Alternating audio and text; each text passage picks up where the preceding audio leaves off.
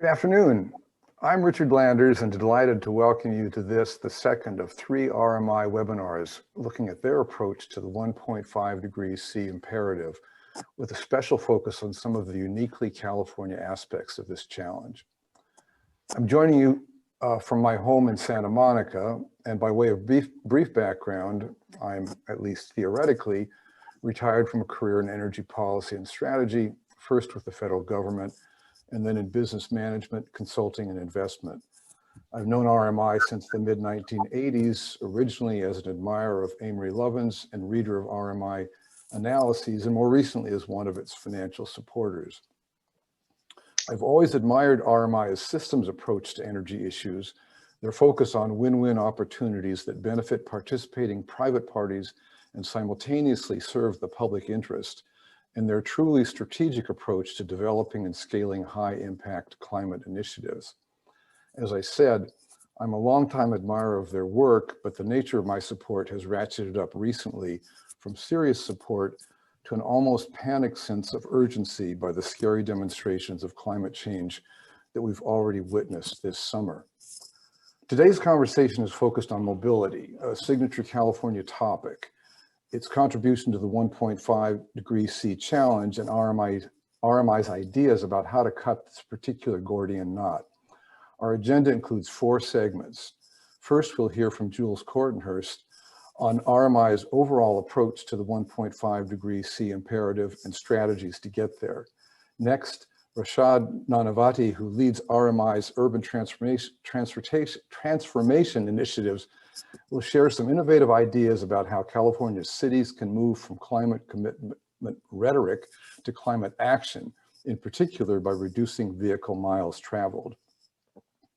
Britta, RMI's carbon-free mobility program leader, will then share more of her thinking about the challenges and opportunities for reducing urban tailpipe emissions that she teased us with in her LA Times op-ed piece last week.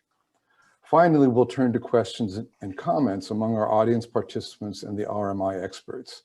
In the interest of time, we ask that you submit any comments or questions through the Zoom chat function, which should be accessible at the bottom of your screens. And now on with the show. Jules Kortenhorst is CEO of RMI, and I suspect known to most, if not all of you. He's an internationally recognized leader on global energy issues and climate. I won't attempt to itemize all his extensive international business, government, and NGO credentials, which you can view on RMI's website. Suffice it to say that we could easily craft another series of illuminating webinars around his various professional experiences and how they contribute to his leadership of RMI. Jules, you're next. Thank you for those very kind words, Richard, and thank you also for all the support that you've been giving us. You spoke about how your support has ratcheted up as a result of this deep sense of worry and panic for our planet, and that's of course a sense that we also feel. And having supporters, friends, allies like you with their hand in our back makes all the difference. As Bill McKibben says, when it comes to climate change, winning slowly is the same as losing. And that has become the core way in which we express that sense of urgency that we were just mentioning. Next slide. The sense of urgency partly informed by the fact that in order to achieve the 1.5 degree goal, limiting global warming to 1.5 degrees from the Paris Agreement, we need to achieve net zero by the middle of the century. But even more importantly, we need to achieve a 50% reduction of greenhouse gases already in this decisive decade. And that time frame, when you start to come to grips with this, is so short. It requires such a sense of urgency that it explains why we're here together today. Next slide. The good news is that although we have to move incredibly fast in turning over the capital assets of the global economy, the flip side of the coin is that we are starting to see an S-curve acceleration of much of the innovation and deployment of the new technologies that we're going to need to hit that goal.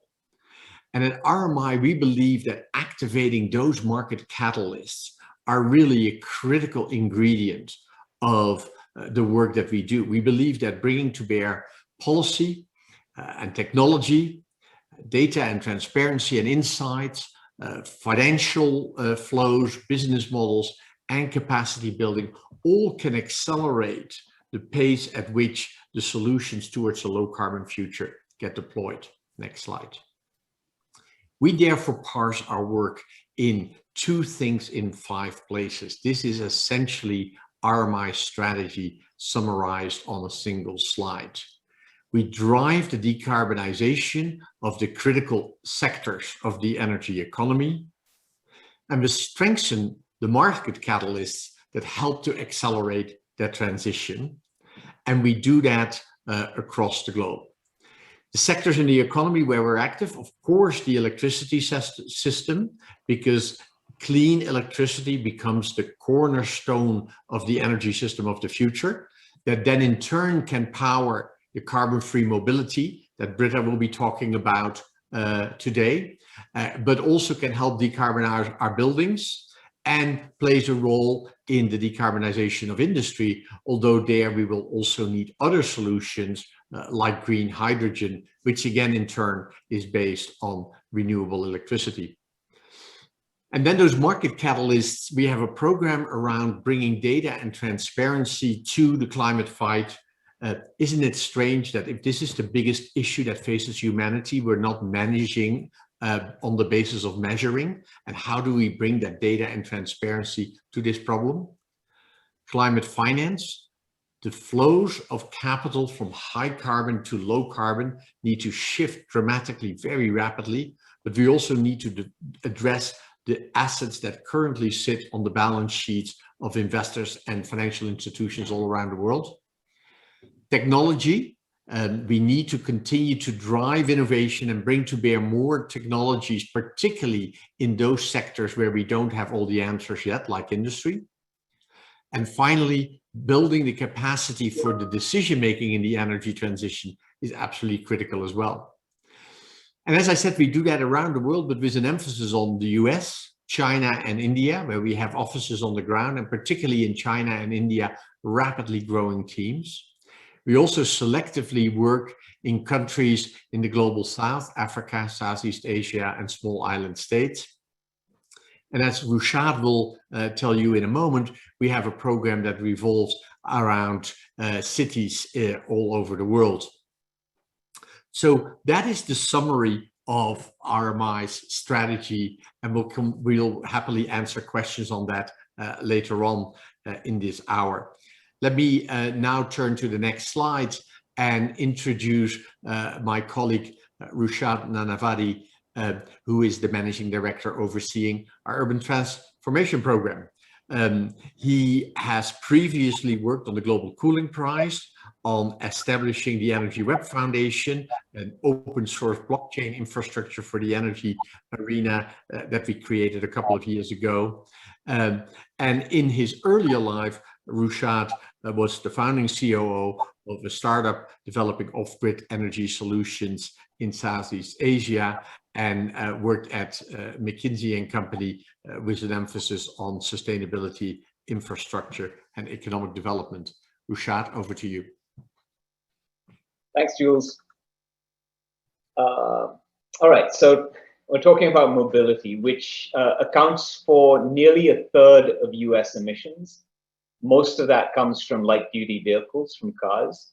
And if we're serious about keeping global warming under 1.5 degrees, we need to reduce those emissions by something like 80% by sometime in the mid-2030s.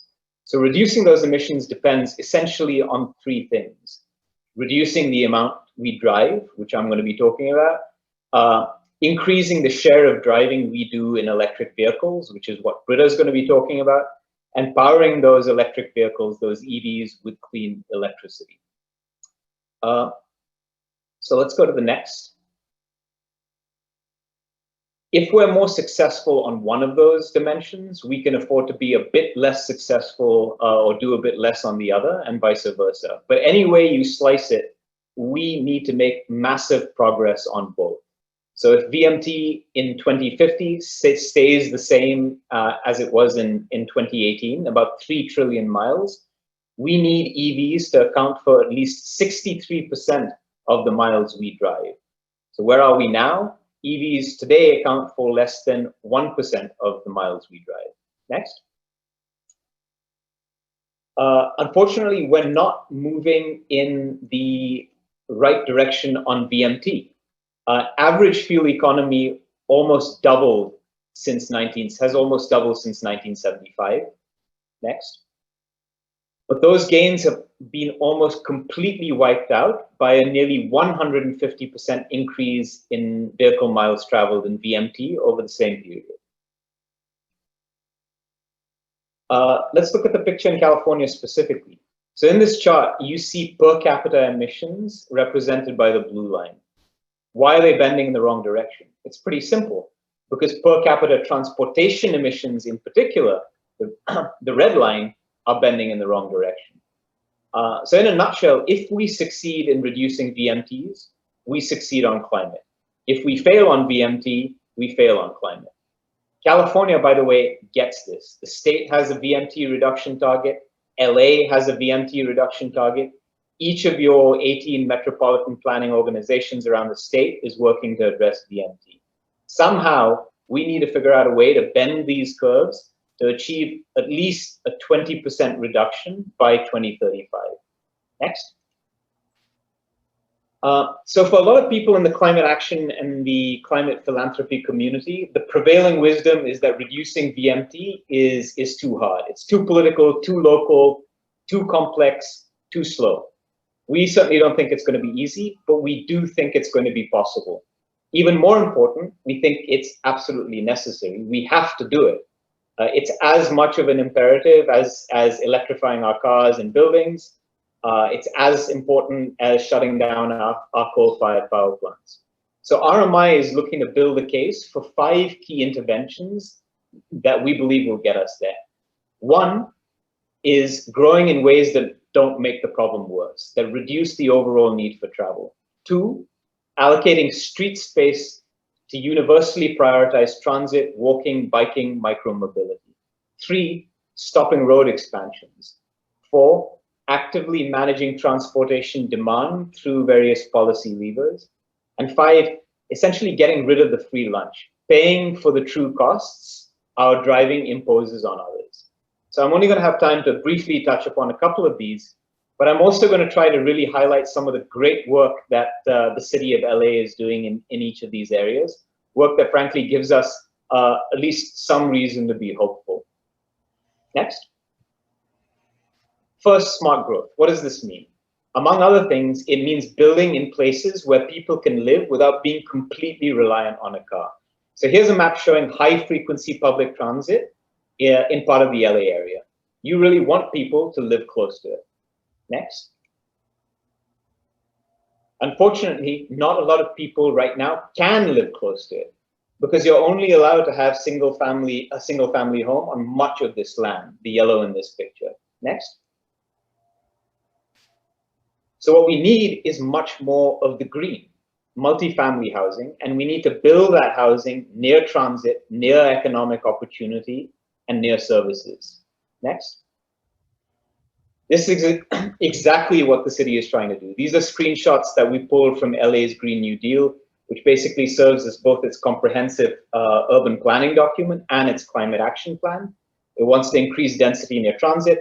It wants to meet 20% of new housing needs within the downtown area. It wants to get rid of parking minimums. All of these things are sort of key ingredients in that VMT reduction equation. Next. LA also gets that greater density doesn't have to mean a concrete jungle. There's a truly beautiful middle ground between a detached single-family home and a skyscraper. And California has a really, really rich tradition of appealing, sustainable multi-unit housing. So these are renderings from the city's recent low-rise design competition. This is what urban infill can look like in LA, in California, and in the rest of the country. Next. The second lever I mentioned is the reallocation of street space. So LA invests more in public transit than any other city in America. But transit only really works when it's prioritized, physically prioritized in terms of how we allocate public space. Right now, like most American cities, LA gives up a massive amount of really valuable real estate to cars. LA has 3.3 parking spaces per vehicle, 200 square miles of space just for storing our cars. LA's residential streets on average are 55 feet wide. Many of those streets would accommodate that daily traffic with 1/3 of that. For a simple point of comparison, the average Tokyo street built after 1990 is 16 feet wide. Next. If you add it all up, over 2/3, 68% of LA's land is dedicated not to people, not to nature, not to enterprise, but to storing and moving cars. Think of all of the higher value uses of all that underutilized asphalt, parks, community spaces, dedicated bus or bike lanes, new housing, which also, by the way, would increase the city's property tax base. Next. Again, LA gets it. Repurposing streets for outdoor dining, for walking and biking, to improve transit service. But as you guys saw from the yellow square on the last page, there's still a long way to go. Next. A quick word on RMI's role in all of this. You may have noticed that we don't actually have numbers on these bars, and that's exactly what we're working on. We know where we are right now. We know the current trajectory as far as BMT is concerned, and we know where we need to be. We have really strong hypotheses on what we need to do to get there. Our role as an institute is to test those hypotheses, build the case for these interventions, to arm decision makers and policy makers, like many of you on this call, with the data, with the analysis that you need to make this BMT reduction happen. Cities, states, federal government, the private sector, and frontline communities. I'm going to stop here. Please reach out. Obviously, barely scratched the surface of the issue. Please feel free to reach out if we can be helpful in any regard on this. And I'm going to turn it over to Britta next to talk about, or the host, and then Britta next to talk about the electrification side of the equation. Thanks, Rushad. It's clear urban centers have a key role to play in the energy transformation, and RMI's hands-on technical support to cities is a key tool in achieving our carbon reduction goals. Hi, everyone. My name is Brett Hauser, and I'm excited to be co-hosting today's event, which I feel really underscores the importance of RMI's work. As the former CEO of Greenlots, an EV charging and grid services software company, and now as an investor in e-mobility, I know the value of RMI's market-driven, solutions-oriented approach to rapid transformation of our energy systems. We're going to move to the next portion of our program, but before we do that, let's take a look at today's quiz question. Do you know how much carbon is emitted from the tailpipe of a gasoline vehicle for every mile you drive? Is it 1 gram, 5 grams, 95 grams, or 1 pound of carbon? Please take a moment to answer, and while you do, imagine the Jeopardy song playing in the background.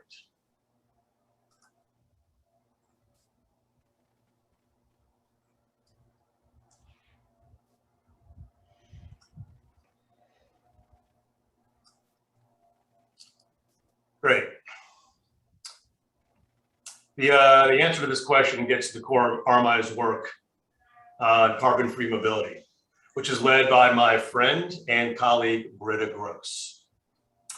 I had the opportunity to partner with Britta when she was the Director of Advanced Vehicle Commercialization at General Motors, and we're all lucky to have her deep technical and broad industry expertise leading RMI's transportation initiatives today. In addition to being a Managing Director at RMI, Britta also serves as a commissioner for the Orlando Utility Commission. She's been actively involved in leadership across the electrification space at Plug in America, the Electric Drive Transportation Association, and the Alliance for Transportation Electrification, just to name a few.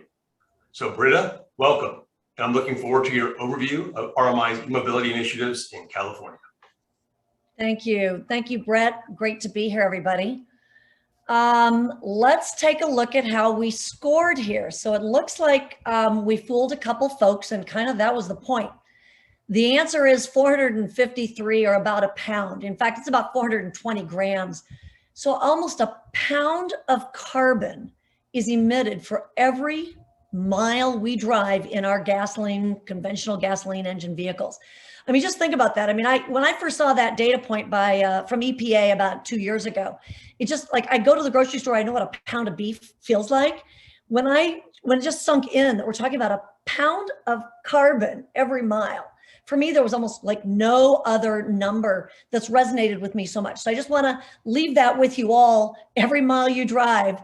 And we can either address this through VMT reduction that Rushad talked about, or through electrifying these miles and using clean energy to fuel the grid.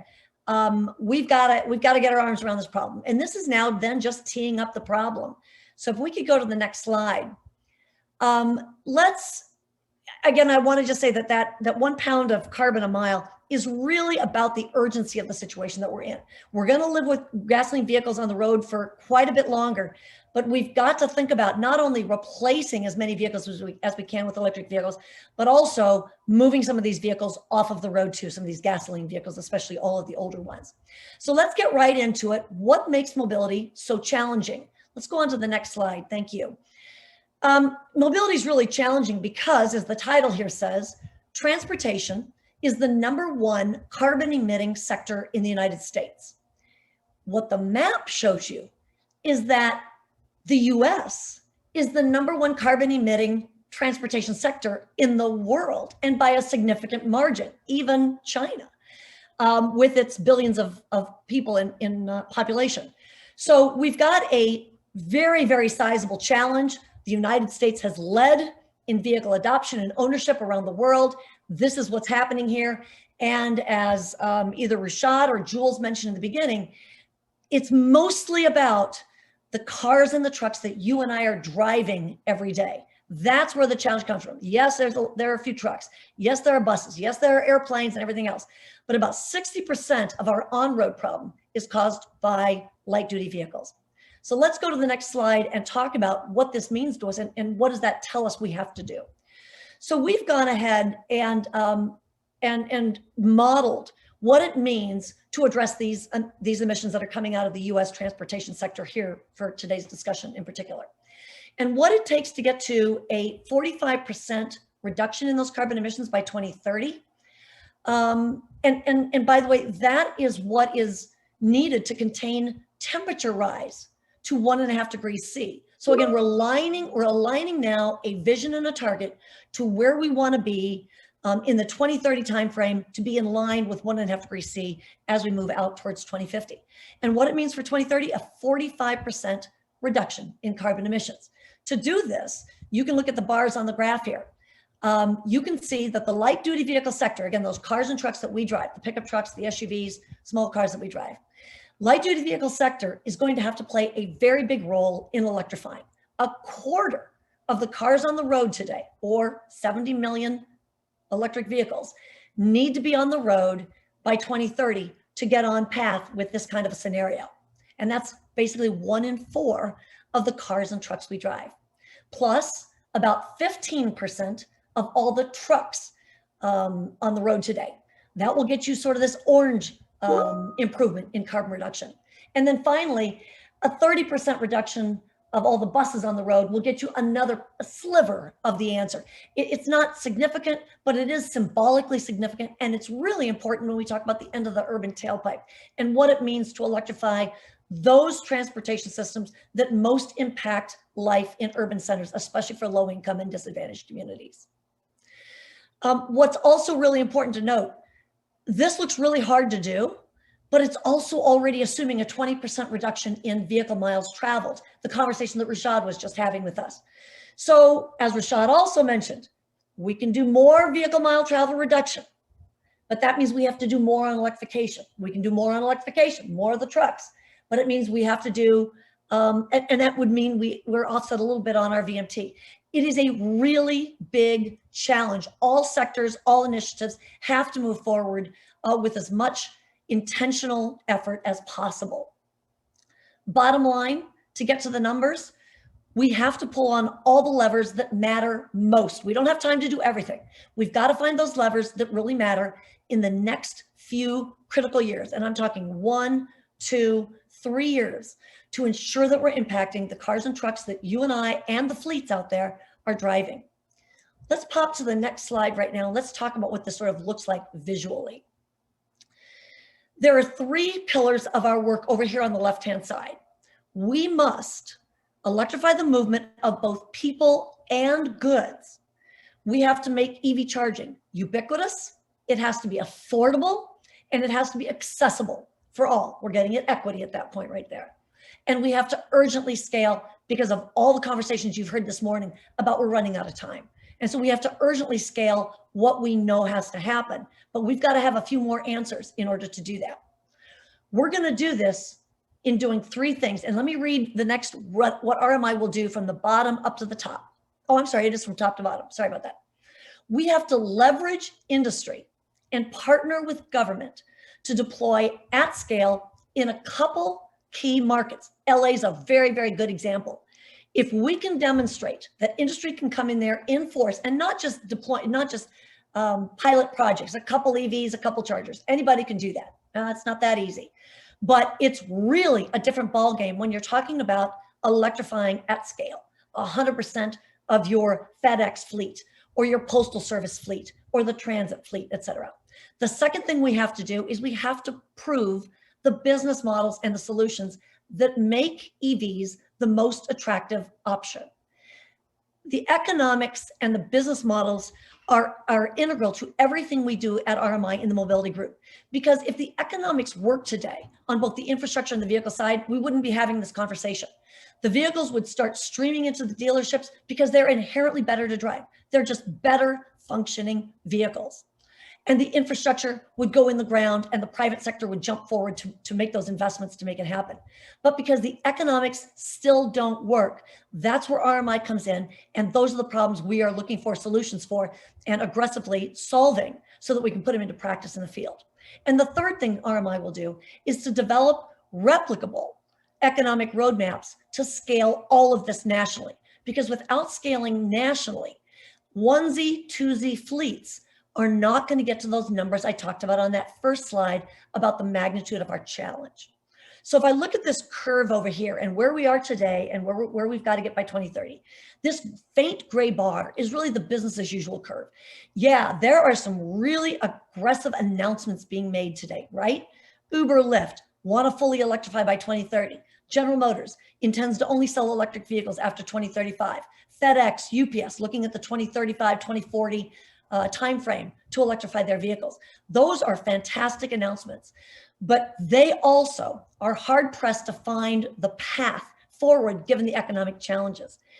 And alone those fleets that are showing that leadership are not enough to get to the scale we need. And so what our efforts are all concentrated around at RMI is taking this business as usual curve with a lot of excitement, a lot of aggressive activity right now.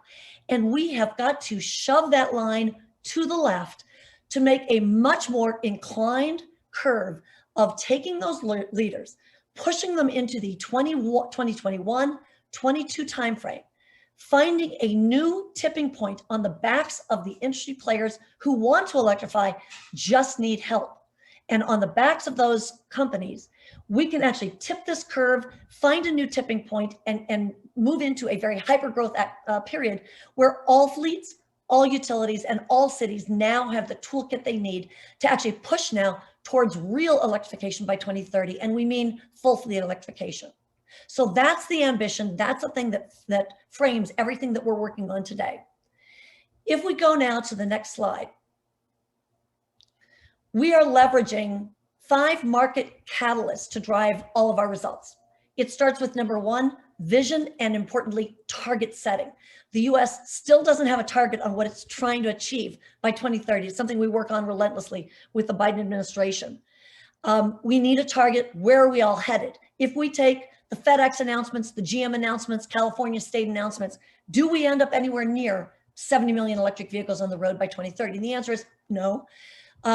So we've got to find out and figure out, can we drive for a common set of targets? And there is a rallying that's happening right now based on some of our earlier work that has said we've got to find 20 to 25% electrification. So for example, in Colorado, we know that Xcel Energy has based its new investment plan for EV infrastructure on a goal to get 20% of all vehicles in its service territory across Colorado into electric vehicles by 2030. So there is some movement now in this dialogue of drumming into everyone's heads, we need a target to drive for.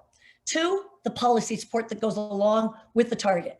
What are the policies that'll drive the economics in the near term, perhaps incentives from the government sector, public sector, to drive the actions that we need so that we can push this and push the successes over into the private sector so that that does become the main scaling mechanism of what it takes to go to scale. We've got to get this into the private sector. They've got to be successful and profitable in making this happen, and we'll never get to scale. 3rd, financial innovation to move those early movers. I've already mentioned before, everything we do has an element of total cost of ownership or economics with it because it's where everyone is really stuck. 4, early deployments. We have to make this real with full scale early deployments. I'm going to talk a little bit more about that in a second. And then 5, campaigns for 2 reasons. 1, to excite the marketplace. We got to build these around campaigns. It does get people excited. It gets industry excited. It gets government excited. It's a thing we want to rally around, especially as we talk about the stories to tell around EVs and infrastructure. But 2nd, because the campaigns will rally industry and these bigger groups together around a campaign where we can finally drum up those solutions, those proof points that are needed to drive, again, the learnings into the rest of the market so that the market can become, again, as I said before, the main scaling mechanism. So if you look at the pyramid, we have we're tying everything together globally. We ensure that we have common tools, shared analysis, and insights across all of our regions from the US all the way over to our cities program that Rushad leads. We are acting, as we move up this pyramid here, the triangle here, we are acting on the 3 pillars that I talked about, and we're driving urgency in the top of that pyramid here. We're driving urgency through, and I'll just summarize by saying 2 different things. Summarize the 3 things as 2 things. 1, thought leadership that is still necessary because we're still missing some of the answers that are really key to making this work, especially in the area of economics. But the 2nd thing is the real deployments. How do we get real deployments on the ground? So let's move forward to the next slide, and let me reinforce the messages that I've so far been talking about, that the future of mobility, it's electric, it's connected by building out smart and ubiquitous infrastructure, and it's equitable. And I am going to come back to equitable in a minute because it's really important. We've done some really exciting work in Los Angeles to show you firsthand what the problem is and how we're exacerbating some very, very bad behaviors and what we need to do to fix it. So if we can go to the next slide. Let me walk you now through 2 examples of real deployments or campaigns, you can call these campaigns, and 1 example of thought leadership in the area of equity that I just mentioned, to give you a better example of some of our work in these areas. On this slide, you're seeing the end of the urban tailpipe campaign. We're really excited about this one. This is a concept that we've been working on for about 6 months to get all the partners lined up and determine, define what is the concept to actually make this happen. So in the subtitle there, you can see what this is. The purpose is to accelerate large-scale fleet electrification and at the same time focus on low-income urban communities that are often the brunt of all of our emissions and all of the negative consequences of what we're doing to make our lives more convenient, drive wherever we want with the kind of vehicles that we want to drive. So it accomplishes those 2 things. We've got partners lined up. The idea is to go into 1, 2, or 3 cities. LA is always at the top of these lists. And then in those cities, we would do 2 things. We have identified that there are 3 mobility sectors that have an oversized impact on urban emissions. The first one is TNC, which are the transportation networking companies like Uber and Lyft. The second sector are the delivery vehicles, or these, imagine the last mile package delivery services like Amazon and FedEx and UPS. And then third, the transit sector, the buses that traverse these communities. Those 3 mobility sectors, we intend to fully electrify in 1, 2, or 3 cities. We're going to leverage the market influence of the large corporations and fleets in this project to pull those electrification timelines forward. Remember, I talked about that S-curve. We've got to pull the business as usual curve over to the left as aggressively as we possibly can, and take those learnings and drive national scale in this last column here. Use the results to build generalizable open access tools to drive national scale. The really exciting news here is that we have the attention of industry. We have already lined up every partner you see on here, for example, for the LA area. FedEx is in discussions. Everyone else is lined up. They've all signed letters of commitment. So for infrastructure, Electrify America, EVgo. For LA area, key stakeholders, you see the city of Los Angeles is on board, the county of Los Angeles on board, LADWP, your municipal utility, Southern California Edison on there as well. They are interested in these concepts to take industry with the utility industry, bring in government support so that we can address some of those real barriers to large scale adoption. The time it takes to get a permit in all of these cities, the time it takes to get grid interconnection set up. Some of these things take 6 months, 9 months, even 1.5 years for some of these things to happen. That's no way to get to 2030. And we know it, they know it, they're all stuck. That's where our convening expertise also comes in. So FedExes of the world, the Lyfts, the Ubers, they take on these early costs and risks. They know they pay more than followers. They understand the risk of going first, but they're motivated to do so. And we're leveraging that inclination and motivation. They know they also drive the economies of scale, and they know that it'll help them nationally as they scale. And those fleets can also go national. So it's not just EPRI and RMI and NREL pushing these things nationally, these learnings and these open sourced tools. It's also the fleets themselves driving for national fleet expansion. If we go to the next slide, there is, here's another example of a campaign. This one is actually already in work. You may already have heard of our Run on Less electric truck demonstration project. This will culminate in a demonstration of 13 electric trucking fleets that will be driving real routes with real loads in 13 different areas of the United States and Canada. So what you see, look at some of these big names on here. The purpose of this demonstration was to actually make these fleets very uncomfortable. And it was to drive them a little bit faster into the visible eye of the media, the rest of the fleets operating in the country that aren't as involved in electrifying their fleets, to make them understand, help them understand that electrification is coming to this sector. These are medium duty and heavy duty trucks. The electrification is coming, it's viable. We're measuring everything about these programs with my partner, Mike Roth, over at NACFE. And we are going to be providing everything in, again, in generalizable open source fashion so that everybody learns on the backs of these 13 aggressive fleet manufacturer pairs. In addition, there's also a boot camp training series, an educational series that goes along with it. That is also already started every 2 weeks. We are going through an educational webinar with a large audience. I believe they've got over 500 participants on every webinar at this point. They deal with issues, we're pulling apart the problem, right? Webinars on infrastructure, what do you need to know? Fleet routing and driving patterns, what do you need to know? Financing, I think that Brett Hauser participated or is participating on one of our very, very critical financing forums. What do you have to know about the economics of making this work?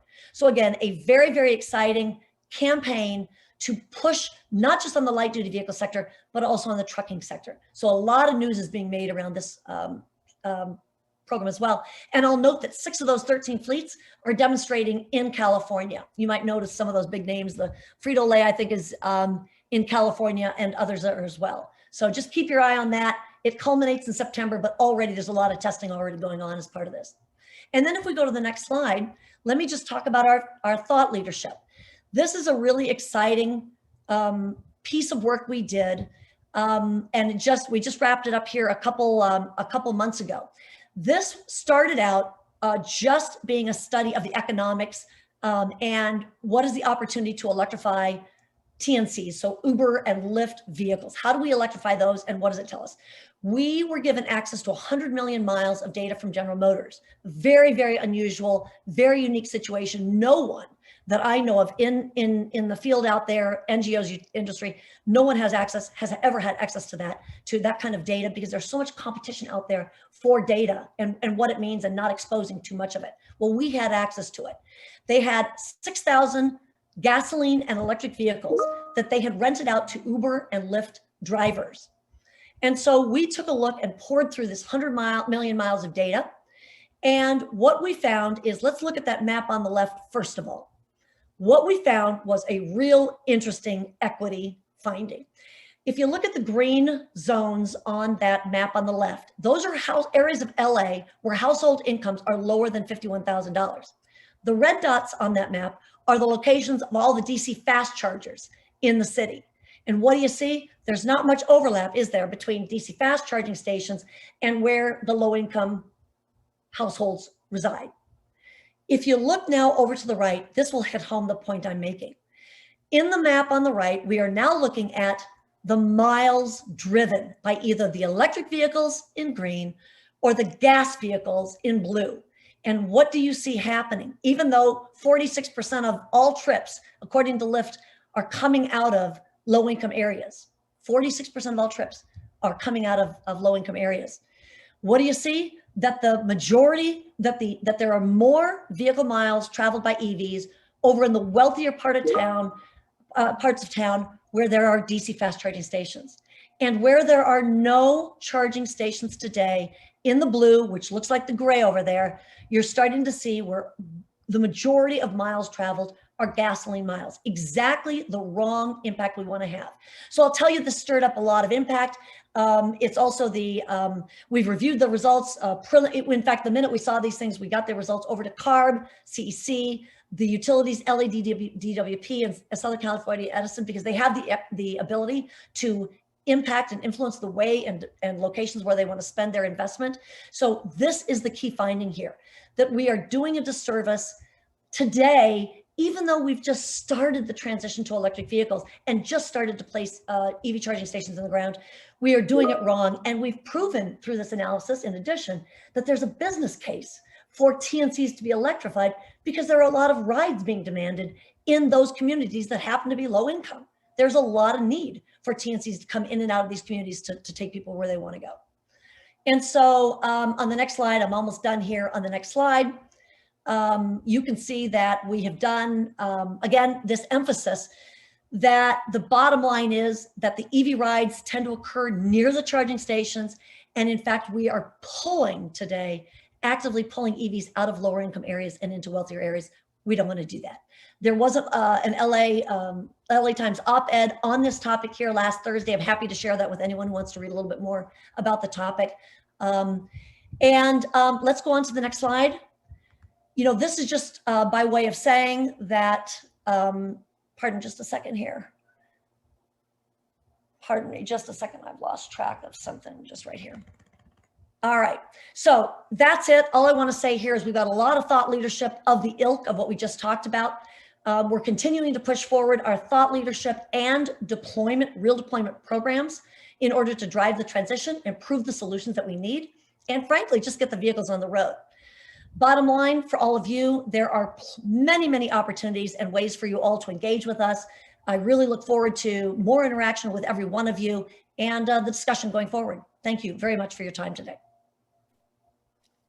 Thank you, Britta. And we have a limited amount of questions and way too many interesting questions in the window here in the chat box. So I'm going to have to ask our panel, and we can take this slide down.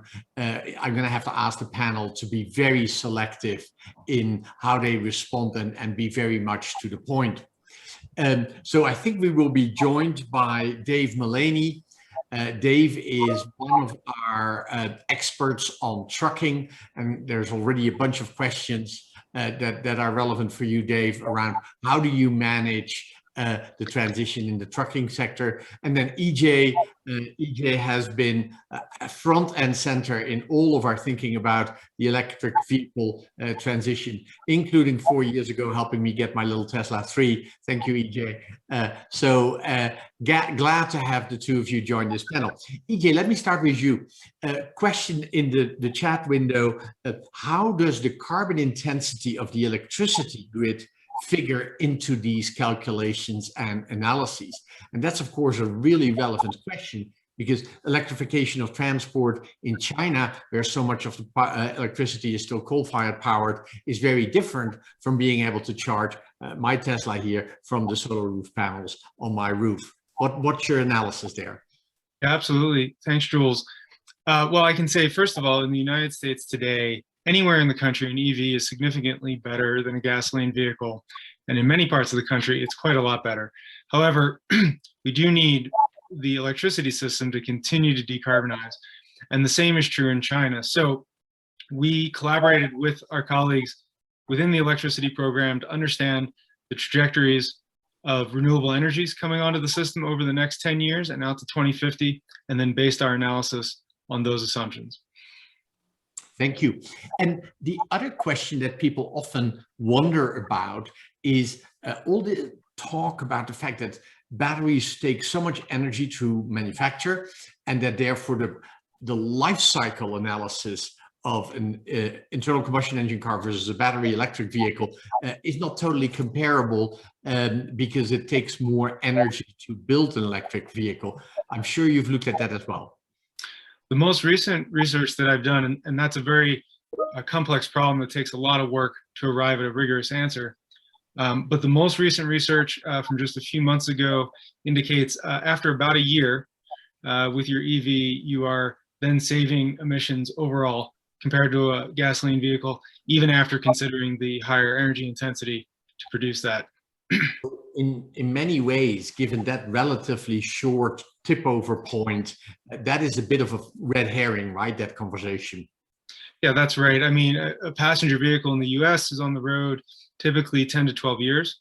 So you're absolutely saving significant emissions over the course of its life. Dave, switching over to you, trucking, we are all excited about what we're seeing as the increased opportunity for electric trucking. But there's still talk about hydrogen as an enabler for trucking as well. Have you done analysis in comparing these two, and how do we think at RMI about the role of green hydrogen for trucking? Thanks, Jules. Yeah, and we look at this primarily based on how long a vehicle travels. Battery electric vehicles are completely sufficient to satisfy the shorter range of trucks. And then hydrogen may come into the equation for very long range vehicles. But we also look at it in terms of market sequence. The vehicles that are likely to electrify first, or to go zero carbon first, are the ones that can be electrified. And that's actually a very large fleet. It's like, we've estimated in California, it's around 70% of vehicles. So, you know, if you look at, say, for example, the Advanced Clean Truck Rule that's establishing the trajectory of sales for zero emission trucks in California, if that rule is fully complied with by 2036, you will have sold only vehicles that would be battery electric, just based on what their use case is. So then hydrogen becomes a longer term play. And I think my view is you let the market sort it out. There's really interesting battery technologies like solid state batteries that are coming out of companies like QuantumScape that could make currently unelectrifiable routes electrifiable in that, in that medium to long term time horizon. So I think at RMI's position here is start out with battery electrics, go full bore on the easier to electrify segments. And as technology matures in the battery segment, and also as the potential for hydrogen infrastructure to be built out to serve long haul routes, let the market sort out what's going to win there. So it's a promising technology, but it's not guaranteed that it'll be needed. Yes, and let me build on that for one moment by making a slight sidestep from the transportation discussion or the mobility conversation. Green hydrogen has a number of other important roles to play in the energy transition as well. We're going to need green hydrogen to decarbonize the shipping industry. we will likely use green hydrogen as a significant ingredient in green steel, in green ammonia, which then becomes the core ingredient for sustainable fertilizer. So the current amount of hydrogen available is very limited, and there's a lot of places where we're going to need it. So there's a little bit of a prioritization. And if we can do the trucking with batteries and save the green hydrogen for some of these other applications on an integrated energy systems basis, that may be the better allocation. Rushad, I'm going to come back to cities for a moment, and an interesting question here in the chat window. If you constrain the amount of roads, then one thing that might happen is that you get more traffic jams, and that obviously has a perverse effect on emissions as long as there's still internal combustion engine cars on the road. Talk about that and weave in the role of public transport, because being a European, that's obviously constantly the trade-off in many European markets, roads versus public transport. It's less obviously a trade-off here in the US. Yeah, it's a great question. The first thing I'll say is that road expansions occur typically because people are trying to solve, state departments of transportation are trying to solve congestion. And it doesn't work. All the empirical evidence tells us that expanding roads doesn't offer any kind of lasting relief. So travel demand grows in direct proportion to adding capacity. It has, in economics terms, it has essentially a long-term elasticity of 1. So if you add 1% to road capacity on a congested road, you're going to induce 1% more traffic and ultimately see the same levels of congestion. And that typically happens within 5 years, and it almost always happens within 10. So that's the first point. It doesn't work as a solution for congestion mitigation. There are much, much better ways to solve for congestion, including pricing, including, as Jules points out, investments in transit, than by just adding lane miles, which the US, by the way, has more of than any other country in the world. So that's, I think, I guess, primary counter to that point. The way I would think about this is that roads are fossil fuel infrastructure, at least until we reach very, very high rates of EV penetration. So just like we would not think about building more coal-fired power plants, we cannot be building more roads or expanding roads in the context of having more road space already than any other country in the world. Thank you. Britta, one other question that came up in the chat window is how do you tackle fleets from the government? And particularly the mention was made, the USPS, the US Postal Service fleet. Wouldn't that be a wonderful example of an opportunity for decarbonization? I know that things are, movements are afoot there. Yeah, I mean, it's really funny, right? The US Postal Service identified the winner of their new generation of postal delivery trucks, not right there in January or just, just very late last year, early this year. And of course, just as the administration was changing, and of course they selected a manufacturer there in Wisconsin, Oshkosh, who admitted they didn't have a lot of experience with electric vehicles. We know there are very, very intense discussions going on to try to figure out what to do with that contract to Oshkosh to make sure they're partnering with the right folks to make sure those vehicles, I guess they have the US Postal Service operates a fleet of about 200,000 postal trucks. That's about half of what the federal government operates. So it's a major, major expression of intention here if we can make those electric. So we're not letting up the pressure. Many others are on board. We've spoken to the Biden administration, the DOE, the DOT about this. They know it too. They're trying probably to figure out how to make the budget extend and what to do about the decision that was made already, but totally agree. That's where you have to start. I have been moved, positively moved by GSA, finally making some moves and announcements that they are going to begin investing in some money to begin to adopt electric vehicles into their fleet. That has not always been the case for the past 10 years. So there are things afoot. with just continued pressure. But I appreciate the question because you're right to point this one out. And I will add, Britta, and I see our board member, Peter Boyer, on the line. Hi, Peter. You will remember that already probably 10 years ago, RMI was looking into building a business around lightweight electrified delivery vehicles.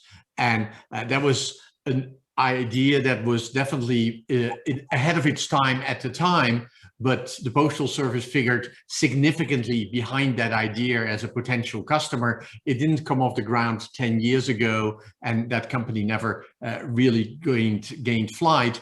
But it is interesting that we're still now struggling with getting that movement going. On the other hand, Britta, we know that our work in India on delivery vehicles, particularly for the last mile delivery of some of the e-commerce sectors, is actually moving very rapidly in that direction. Can you tell something about that? Yeah, I can, but Dave can tell it better. So I'm going to toss this over Dave, to you're the guy in the middle of that. Sorry. Yeah, thanks, Jules. And I would say, I'm just echoing what you said, that final mile delivery in Indian cities is a ripe area for electrification.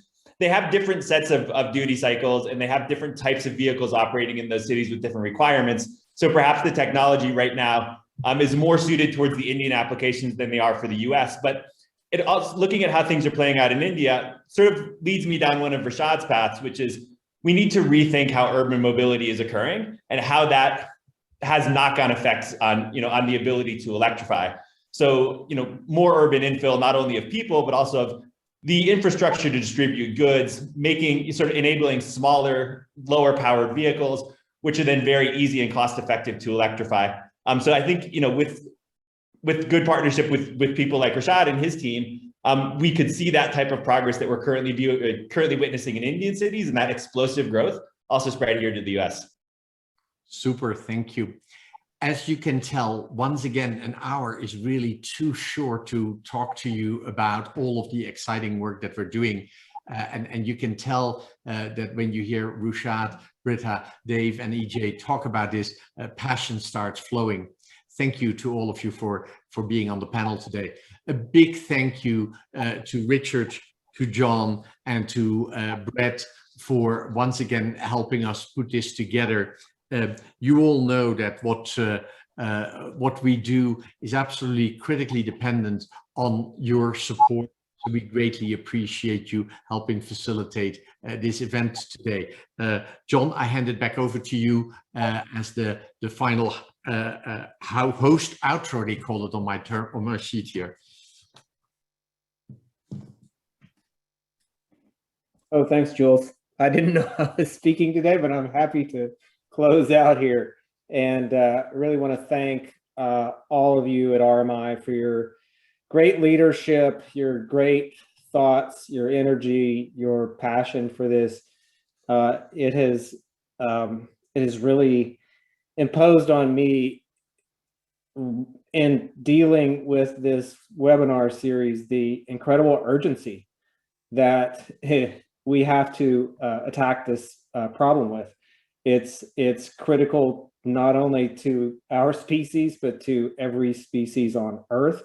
And time is short, and it has to be our #1 priority. So thank you so much for all of your efforts. I would also like to thank everyone who attended, and especially to those for asking the great follow-up questions. And as you heard from everyone at RMI, please reach out to them if you have further questions or further discussions. You can see that they're a superb resource, and they need us as emissaries to carry this message as far, as wide, and as deep as we all possibly can. So thanks to all of you.